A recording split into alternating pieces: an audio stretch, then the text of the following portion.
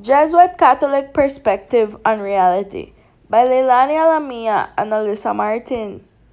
Saint Ignatius, the founder of the Society of Jesus, made his mark on the world, and today we continue learning about his desire to set the world on fire. The early life of Saint Ignatius.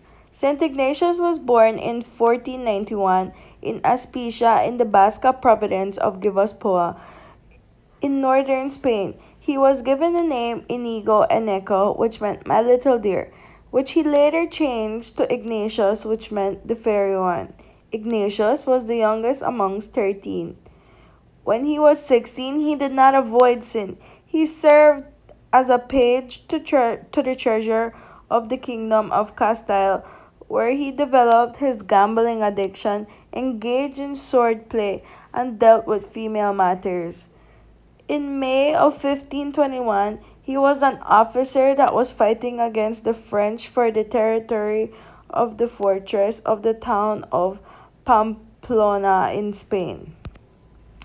The conversion of St. Ignatius. This battle caused St. Ignatius to get struck by a cannonball, which broke one of his legs and greatly wounded the other. The French admired his courage to fight for Spain, so they carried St. Ignatius back home and not to prison. After being hit by the cannon hull during the battle, he went through surgery to fix his broken legs and was bedridden for a long time.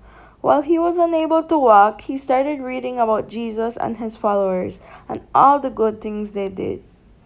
The doctors thought that he would die due to the severity of his injury, but by surprise he healed.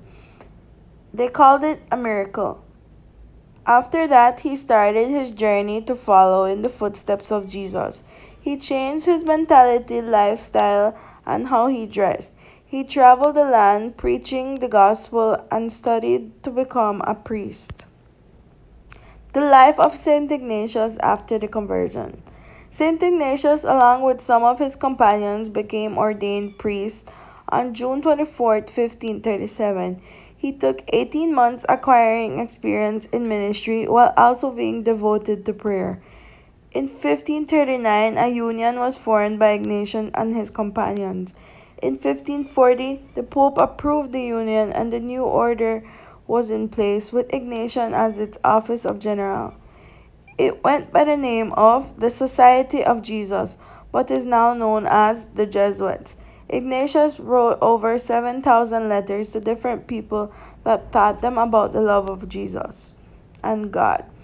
Him, along with the other Jesuits, visited the sick people at the hospital, helped the poor, and taught the kids. Saint Ignatius and the rest of Jesuits impacted others by spreading the word of God and converting millions into Jesuits. In what ways is Ignatius' message timeless and extend to young people of today? Saint Ignatius has many stories that invite us to personal conversion. The questions that keep us up at night only further our faith journey. It's a spirituality that invites taking a moment to ask the deep questions. What am I living for? What am I hoping to get out of life? Do I have a purpose?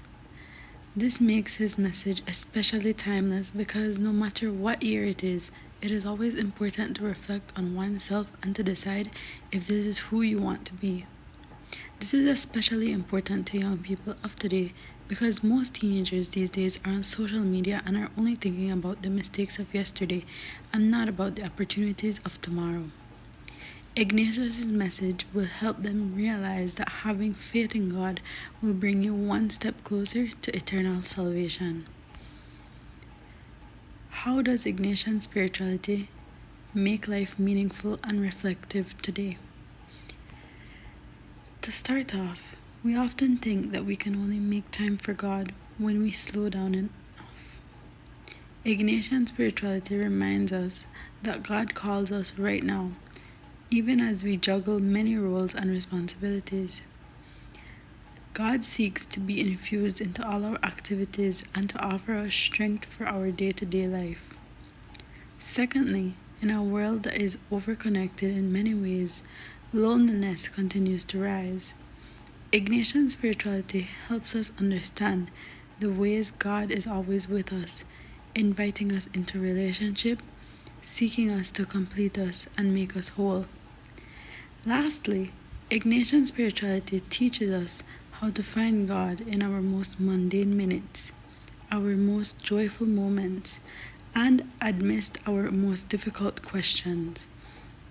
It offers us a practical tool, the examen, to reflect on our day and to discover the ways God encounters us and is with us each day.